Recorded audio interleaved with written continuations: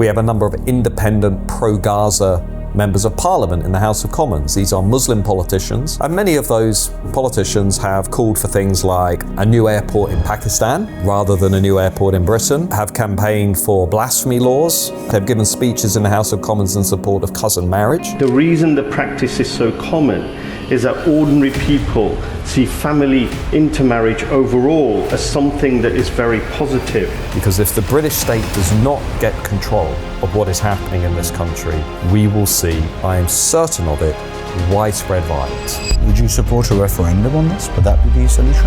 End the policy of mass uncontrolled immigration, leave the ECHR, pass new laws that ensure churches cannot be converted into mosques, remove foreign criminals, detain and deport all illegal migrants, remove welfare benefits for people who are not British, end social housing subsidies for people who are not British. Why do you think British elites and political parties, successive political parties, be they Labour governments or Tory governments, why did they allow millions of people into the country? We're not talking about losing a historic majority over 200, 300, 400 years. We're talking about this happening in 74 years, in one lifetime.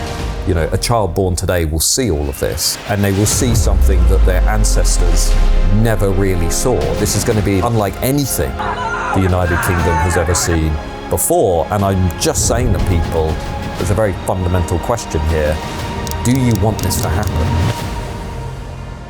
My name is Stefan Tompson. I'm the founder of Is Sectarianism 24, and I'm here in London with Matt Goodwin, a former academic, a reform candidate recently in Gordon and Denton, and a best-selling author, the best-selling author of Suicide of a Nation, that is currently a bestseller. Yes. Matt, what's the book about? The book's about how we're losing the United Kingdom. So it's about the demographic trends that are radically reshaping these islands. Let me just give you three. If you look at what's been happening with our population until as recently as the 1990s, this country was 95% white British. Over the next 74 years, that figure will collapse to about 33% if we stay on the current course of mass migration, low birth rates, and essentially the process of demographic replacement. The second key thing is the share of foreign-born people in the country will rise from where it currently is, around 19%, thanks to the influx of migration under Boris Johnson. It will rise from 19% to over 60% by the end of this century, meaning that most people in Britain will either have been born overseas or will be the immediate descendants of the foreign-born. And thirdly, the share of people following Islam will fall from 1 in every 17 people today to roughly 1 in every 4 by the end of this century. So about a quarter of the country will be projected to be following Islam by the end of this century. And all of this is really a byproduct of the policy of mass uncontrolled immigration and broken borders that, of course, nobody voted for. There's no democratic mandate for this. And so basically I wrote the book, Suicide of a Nation, to tell people the truth. And obviously the ruling class hate it, but the people put it into #1 in the Sunday Times bestseller list. How many people in the United Kingdom do you think are aware of this danger, of this demographic collapse? Well, not enough is the short answer. If you ask British people to guesstimate where they think the annual rate of migration is, net migration, they often assume it's somewhere between 50,000 and 70,000. But of course, in recent years, particularly under the so-called Conservative Party, the Tory Party, it of course reached close to 1 million. So the British people have a sense that something is going on. They don't really understand how bad it is. Understandably, they're busy, they've got jobs, families, they're not like us, they're not, observing every data set and, sometimes looking really into the detail, right? Like we have a very good, generally understanding of what's going on in Western nations. A lot of people out there are busy and to be frank, a lot of people, I think, just don't want to think about it. They don't want to know because sometimes it's better to live in ignorance. I mean, I found this in the reaction to the book. A lot of people email in and they say, I wish I'd never read it because they were thinking, this is going to happen in my lifetime or my children's lifetime. And that is why I wrote the book, by the way, to give people a sense of urgency. We're not talking about, losing a historic majority over 200, 300, 400 years. We're talking about this happening in 74 years in one lifetime. A child born today will see all of this and they will see something that their ancestors never really saw. This is going to be unlike anything the United Kingdom has ever seen before. And I'm just saying to people, there's a very fundamental question here. Do you want this to happen? Because if you don't, then the alternative is rejecting the establishment, rejecting the Uniparty, and voting for the only credible, competent alternative to this, which is Reform UK. Why do you think British elites and political parties, successive political parties, be they Labour governments or Tory governments, why did they allow millions of people into the country?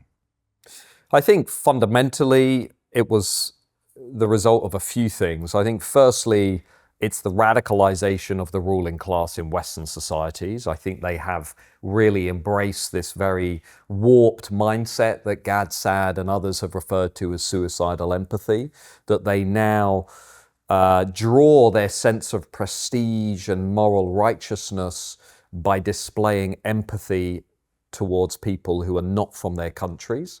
And that has been corrupted, and they are now basically destroying their nations in the process of showing empathy to other people. I think big business has played a big role. I think global corporations have played a big role by pushing for an endless supply of cheap labor in order to keep their costs low and their profits high. I think that certainly played a role. And I think the capitulation of conservatives over the last 30 years across most Western nations, conservatives essentially refusing to be conservative, forgetting what it is that defines a nation, and I think it was the English philosopher Sir Roger Scruton who said, a nation is not a hotel. It is not a place where you don't know who's living next door. You don't know what language they're speaking, what culture they cling to. A nation is home, defined by a shared culture, identity, and history. We now have a generation of conservatives, or at least we did until the rise of President Trump and I would argue Nigel Farage and Jordan Bardella and so on and so on. But prior to that, we had a generation of conservatives who essentially sold out and perpetuated what we might call the liberal consensus, the sort of imposition of social liberalism. David Cameron was a great example of this. George Osborne was a great example of this. Boris Johnson was an extreme example of this. Conservatives, self-styled progressive conservatives who basically embrace social liberalism.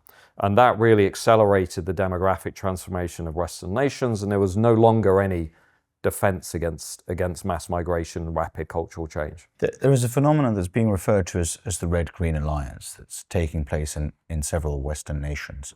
In France, we have Jean-Luc Mélenchon, who is allied with French Islamists, and he is openly referred to the Great Replacement, which is allegedly a conspiracy theory according to mainstream media and left-wing academics. Jean-Luc Mélenchon has recently come out and openly said that the Great Replacement was a good thing. We've seen something fairly similar in Spain, where far leftists have made alliance with North African Muslims who've arrived in large numbers over the last few decades to Spain. And we're seeing this in the UK with Zach Polanski allying himself with very strange forces, people like Mothin Ali. Mm-hmm. You recently took part in an election campaign in Goodwin and Denton. Talk to me about what you saw on the ground during that campaign. Yeah, I mean, I've really burned the boats. I was in the universities for 20 years. I was a professor. Professor with tenure. In fact, actually, I've gone on quite a political journey. And it was really the experience of witnessing Brexit in the aftermath, but also mass migration, that kind of radicalized me and put me on this journey to, I guess, going back to where I come from, very sort of working class family, but going back to kind of what I call the decent majority of hardworking, tax-paying, law-abiding people who don't want to live like this. They don't want to live with this chaos being imposed on them. So I stood for Reform UK at the Gorton and Denton by-election and basically finished second, ahead of Labour in what was Labour's sixth safest seat. So we beat Labour in Manchester, which is no small achievement. And my team, it was because of my team and local voters, but it was an achievement. The Greens won. The Greens won because, not only, but I would argue mainly, because they have become a Trojan horse for Muslim sectarianism, for a form of politics that we have imported through mass migration, which puts tribal and religious allegiances ahead of any national loyalty to the country. And it is mainstreaming a tribal bloc voting style of politics, whereby we saw people intimidating voters outside polling stations.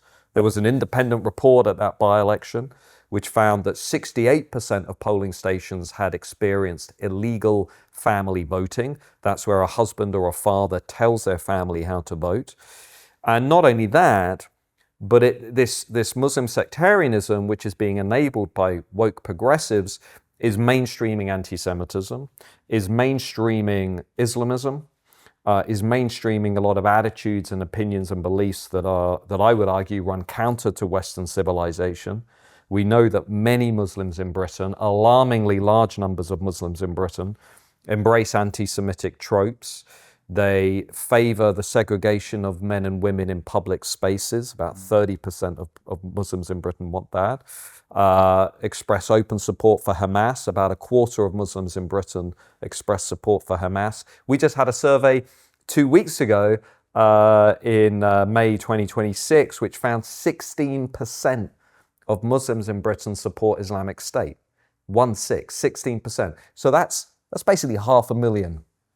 500,000 Muslims in Britain openly telling a pollster that they support Islamic State. Okay, now when you look at that and you look at the demographic direction of the UK, you look at where the country is heading, what I'm suggesting in the book is all the debates we're having about blasphemy laws, all the debates we're having about the treatment of women and girls, all the debates we're having about why a secondary school teacher in this country is still in hiding because they happen to have offended some local Muslim parents in how they depicted certain religious figures. All of these debates that we're having about Islamist terror, about the relationship between the church and state, and so on, and the grooming gang scandal, and so on and so on. What I'm saying is, if you just look at this as a demographic story, this is just the start. This is just the start of a debate about, can Islam accommodate itself, integrate in the Western civilization? And if you believe it cannot, if you believe that it will undermine Western civilization and eventually weaken and destabilize Western nations, then actually a lot of this is just going to accelerate unless we change course from mass migration. I mean, the legacy of Boris Johnson, to give you one stat which really brings this home, 90% of all migration into the UK today is coming from outside of Europe, from the Middle East, from parts of Northern Africa, from parts of Asia. So the migration from predominantly Muslim states into the UK is now going to accelerate. Not many people in Westminster are even talking about this, never mind thinking about whether we want this to happen and what the response to this might be. But I think fundamentally the responsible thing to do is have I don't want to say have a national conversation because that sounds incredibly weak, but actually ask the British people, do you want this? Would you support a referendum on this? Would that be the solution? I think a referendum is one way to go. I would much rather, if I'm being honest, simply elect a majority reform government, end the policy of mass uncontrolled immigration, leave the ECHR, pass new laws that ensure churches cannot be converted into mosques, remove foreign criminals, detain and deport all illegal migrants, remove welfare benefits for people who are not British, end social housing subsidies for people who are not British. And if you go through all of the policies that Reform are advocating and you look at what the country would look like were those policies enacted, a lot of the challenges that we're talking about would essentially be dealt with, because you would be creating a fundamentally different environment in this country. And a lot of people would either leave or be deported or would be removed, and we would begin to at least have a chance of returning or becoming a country that many people recognize, know, and love. Going back to this alliance that you faced off in your election, the Greens and the sectarian voting, do you explain to an audience that is not British and that is not particularly familiar with what sectarianism is? Could you talk them through what that is in practice, how it works? So the challenge that, for example, I faced in my campaign was dealing with a Green Party that was campaigning and using literature, sending literature to voters that was in Urdu, Punjabi, that was whipping up tensions between local Hindus and Muslims, that I was told anecdotally had been forging deals with community representatives and local religious institutions, that was constantly campaigning on the issue of Gaza, not really campaigning on issues that mattered to the local seat, and essentially advocating a brand of politics that looked much more interested in the events of the Middle East than issues and concerns that matter to Britain. Another example of sectarianism would be, we have a number of independent pro-Gaza members of parliament in the House of Commons. These are Muslim politicians that are elected under the independence banner. We have 4 or 5. They have no allegiances to political parties. They are elected by their local constituents on a pro-Gaza ticket.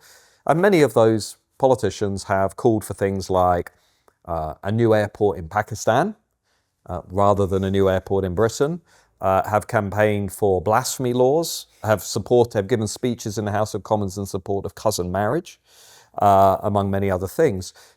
So what we are gradually seeing mainstreamed in this country is a brand of politics that I think would make anybody of a sort of reasonable democratic mindset really shudder and think about, well, where is this taking us? Because it looks more like the politics of Lebanon to me, a kind of sectional, religious-driven politics, rather than a politics that's organized around the national interest, okay? The national unifying interest, a politics around our national identity, our national culture, not a politics that's rooted around an Islamic identity, Islamic culture, and foreign conflicts that concern predominantly Muslims, irrespective and indeed secondary to their British identity. Are second and third generation migrants, specifically ones from Muslim backgrounds, are they involved in sectarianism? Oh, absolutely. I mean, a lot of the surveys that we have would suggest, contrary to what many people in the ruling class would tell us, that people are moderating over time. Actually, second, third generation Muslims in Britain are more radical, according to many studies, than their parents and their grandparents. And many younger Muslims in Britain are now supporting the Greens, of course, abandoning their tribe's historic allegiance to the Labour Party. And this is why the Labour Party is now experiencing so many problems, because they can see these enclaves that they have encouraged for decades now moving en masse to the Greens. And I think this is the sort of direction of travel. There is going to be now something of a political civil war between the Labour Party and the Greens and the leftists over the Muslim vote, if you want to put it like that. They're going to go to kind of war over that. And of course, the big losers in this will be the white working class.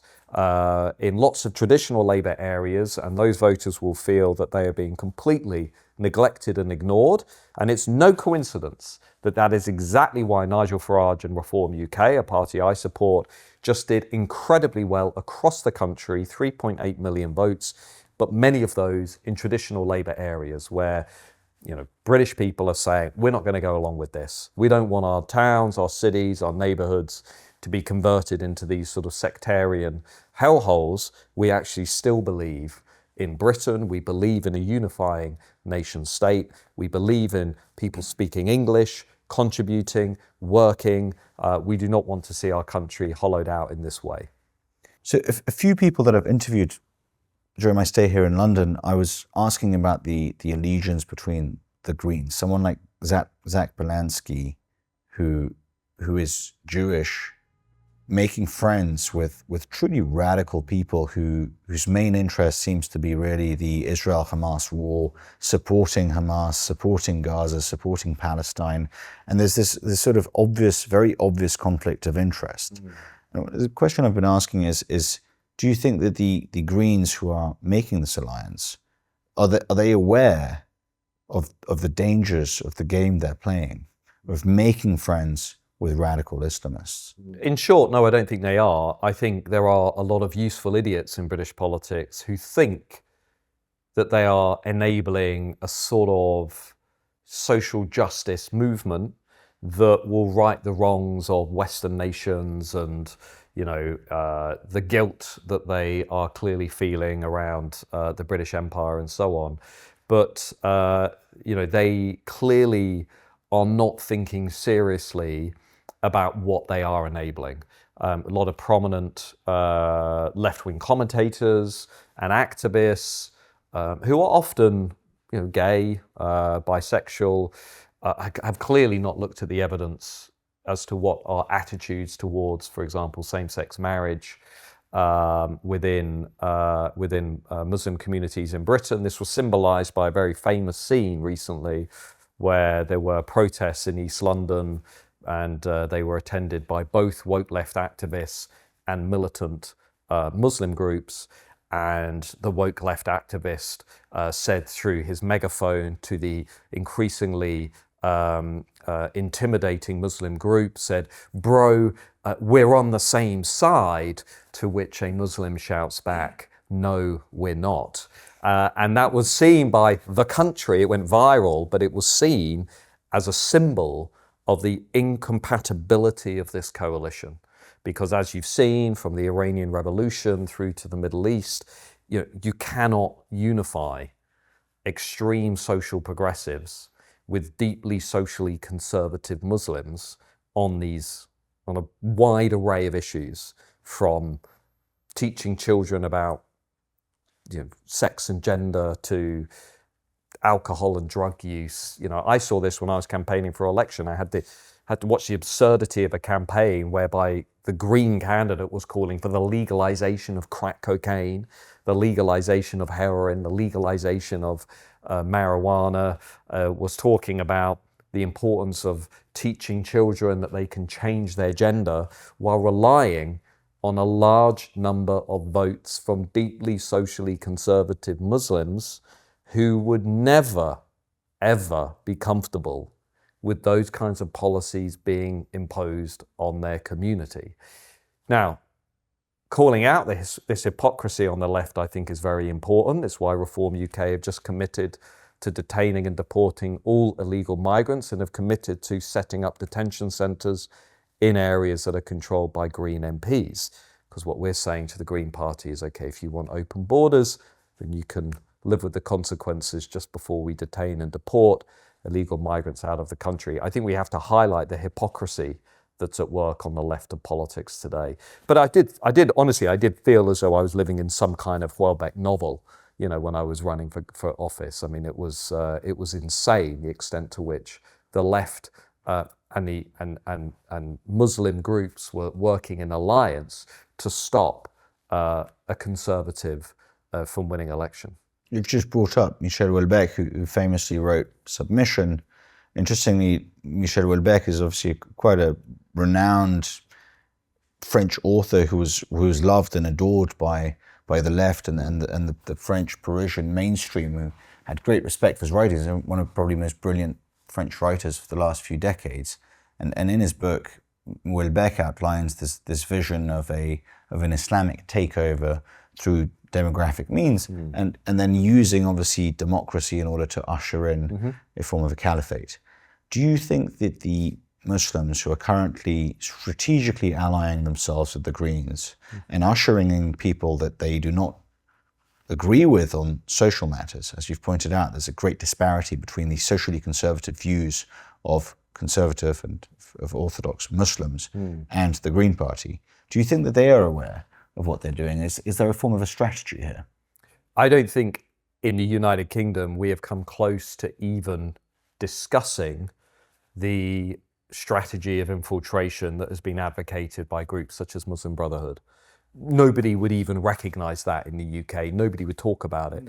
About a year ago in France, there was a fairly significant report which pointed to the scale of infiltration and domination of public institutions. There is nothing like that in the UK. There has been no serious investigation into that. There's been no inquiry into funding networks, into the scale and influence of Islamism. We remain as a country too cowardly and weak to look at that. The only mainstream party leader who has advocated prescribing Muslim Brotherhood is Nigel Farage. The only political party that has talked seriously about cracking down on Islamism has been Reform UK.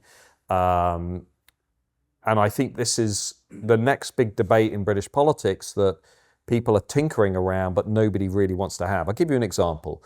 Recently in Trafalgar Square in London, there were deeply disturbing scenes of many Muslims in Britain praying publicly, which anybody who knows anything about Muslim Brotherhood and theology will know that that would have been taken as an attempted, as an act of intimidation to try and intimidate the non-Muslim majority in a I'll put this video on the screen in a public space. And anybody who knows that specific call to prayer will know that that is not about religious diversity and tolerance. That is actually about saying there's only one God, and essentially it's a very dogmatic interpretation. Now, Nick Timothy, a Conservative Member of Parliament, made all of these points in the House of Commons. He stood up, he said, is anybody else essentially concerned about this? Are we ready to have a conversation about this? To which Keir Starmer, the Labour Prime Minister, said Nick Timothy should be sacked and essentially should be removed from public life. I tell you that anecdote, that story, because I think it is a symbol of the dire state of our national conversation about these issues in the UK. We are not even capable of having a conversation, even with the grooming gang scandal, even with the widespread systemic abuse of non-Muslim white working class girls, and the cover-up by institutions, many of which had prominent Muslim politicians, councillors, police officers, social workers.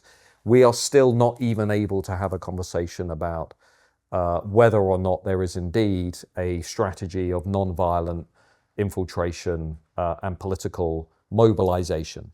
We have groups like Muslim Votes, which is clearly trying to rally votes along religious lines in a way that would never be tolerated if it was, for example, Christian votes, white votes, or whatever. And I think this is the next debate. Like it or not, it's going to happen at some point. And I only hope it happens constructively rather than being forced through more acts of hideous violence, as we've seen increasingly in recent years. What are some examples of these acts of violence, Matt? Well, we've had a string of major Islamist terrorist attacks, the Manchester Evening News Arena, the murder of British Jews in Manchester, the 7/7 bombings, the mass stabbings in London and Westminster. I mean, and also we now live with a political class that would have us believe ludicrously that there is some sort of equivalence between Islamist terror and what is called far-right violence. Now, if you look at the stats on this, it's not close at all. 94% of all deaths in the United Kingdom over the last 25 years as a result of terrorism have been as a result of Islamism. 94% of all deaths linked to terrorism in the UK have been a direct result of Islamism. Islamism is responsible for 3/4 of all of the police's casework related to terrorism. 3/4, 75%. There is no equivalence between Islamist terror and what the political class calls far-right violence. And the irony is you've now seen it in London with the Unite the Kingdom rally and protest, which is being treated by the state as something similar to the film The Purge, where the sort of police are descending, you have 4,000 police officers, you have the use of live facial recognition technology, which the British state has told the Times newspaper it is not deploying at another march, which is being held on the same day by pro-Palestine groups in London. So you have essentially a two-tier approach from the police, which is treating one of these demonstrations and marches much more strongly than the other, even though one of them is clearly associated with this circle of tacit support around radical, violent Islamism. If you're going to divert the state's resources to any of these things, you should really be targeting the Hamas sympathizers, the anti-Semites and the Islamists, not conservatives protesting about mass migration. One of the things that the international online right often talks about is the mass arrival of dinghies, of small boats to Britain's shores, carrying with them illegal migrants. You were one of the people who did a lot of work on this, did a lot of commentary on this, and you went and witnessed some of it. Can you tell me about what you saw?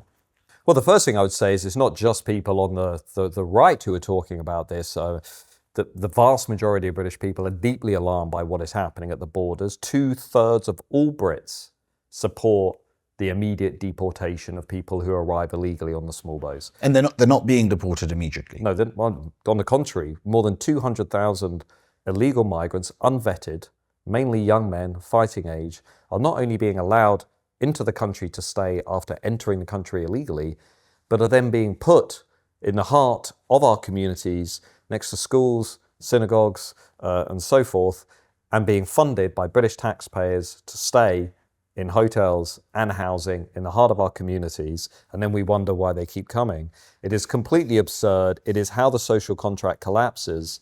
It is making a mockery of our democracy. To interrupt you, why is the British state doing this? Why are they putting up illegal migrants in 4 or 5-star hotels? I think fundamentally because the British state is refusing to do what is required to actually address the issue, which would mean leaving.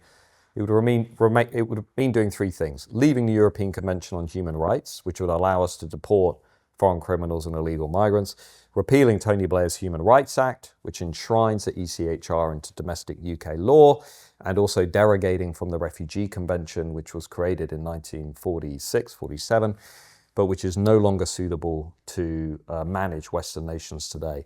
If the state did all 3 of those things, we would basically be resolving our illegal migration crisis. It refuses to do that, so the migrants keep coming.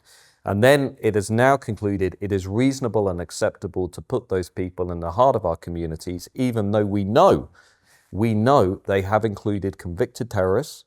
We know they have included Iranian terrorists who have gone on to try and attack, for example, the Israeli embassy. And we know that they have included bomb makers and murderers from Egypt, Afghanistan, and elsewhere. Yet the British state still puts those people in the heart of our communities, while at the very same time banning conservative influencers and commentators from simply attending a demonstration against mass migration. That is the absurdity of the British state today. Now, if we do not resolve this issue, we will almost certainly see, as we are already seeing, a spiral of violence and conflict as people protest against this extreme policy, which they're doing. They're protesting outside asylum hotels. They're protesting about what is happening to their communities. They have every right to do so. There is no democratic mandate for this policy, but the British state is pushing the British people to the brink. And if it does not address this issue, I am very worried, and other people are very worried about the possibility of widespread violence. And we got close to that in the aftermath of the Southport atrocity, where somebody from Rwanda, Axel Rudakabana, somebody from Britain, murdered... From Wales. Specifically. Murdered 3 little girls at a dance class and tried to murder many more. And the result of that was the eruption of spontaneous protests against the British state. That was the canary in the coal mine. Because if the British state does not get control of what is happening in this country, we will see, I am certain of it, widespread violence. How likely do you think this is to happen? Well, I hope it doesn't happen, but if you take the writing of serious scholars, such as Professor David Betts, seriously, what Betts has argued, and this is somebody who has worked in a scholarly way on civil wars in developing countries, David has argued, convincingly in my opinion, that the ingredients for similar civil conflicts are now present in Western nations, such as France and the United Kingdom, particularly because we have a strained relationship between the elites and voters, but we also now have inter-ethnic conflict within Western nations. Now, optimists and pessimists are perhaps divided as to whether they think it's too late to fix that, or whether, and I would be in this camp, they think actually if we were to get majority governments, if we were to get control of the political corridors of power, then yes, we could actually make a fundamental difference. Now that would mean doing things that would certainly upset the Overton window, that would mean dragging the debate over, but I think it is entirely possible, assuming it were to happen in the next 10 years maximum, to make seismic changes. We've done it before. I mean, we've changed the culture in a whole host of other policy areas. There's no reason why we couldn't change the culture around mass migration and rapid demographic change. Usually when people talk about the risk of violence or of civil war, of inter-ethnic conflict, often the assumption is that it is the indigenous populations, that it would be white British people, white French people who would unleash the violence. If a party like Reform were to get power and started its program of deportations, how likely do you think that the ethnic minorities, members of communities from ethnic minorities, would be to unleash violence on the British state, turn against the British state? Well, the first thing I'd say is we have already seen a form of systemic violence and harassment against the majority population, which is exactly what the grooming gang scandal was. Do you think that they were racial? I've read the transcripts. So I've absolutely no doubt that the girls were targeted because they were both white and non-Muslim. There were gangs that were reciting verses from the Quran while they were doing it, and they were very open. If you read some of the transcripts that have come out from the court cases in saying that they were targeting those girls precisely because they were white. So there was a big strain of anti-white racism that was going on there. I think my concern would be that a countercultural government that was serious about countering mass migration would probably, firstly, face a sustained attack from the state. That as we saw, we've seen this with Brexit, and of course President Trump has seen it in a different way, but we have seen it here in this country before. If people vote for something that the establishment, the blob, does not want to support, they will pretty much do everything they can to try and dilute it and oppose it. So I'm sort of bracing for Project Fear 2 after Brexit, which will follow the likely election of a reform government. The state will do everything it can to delegitimize it, to stigmatize it, to undermine it, to dilute it, and that is what will make it so much harder for the people to actually regain control. But yeah, I mean, I think it is possible that you would see in some parts of the country some sort of sustained backlash to the likelihood of a government that was focused on ending some of the benefits that those communities have enjoyed. Yeah, I think that's entirely possible. And I hope that we will get to discuss that in a second interview, Matt. Absolutely. We're running out of time. Thank you so much for your time. Thank you for your time. Really appreciate Thank you. it. I appreciate it. And I'm a big fan of your channel, so Appreciate it. thank you.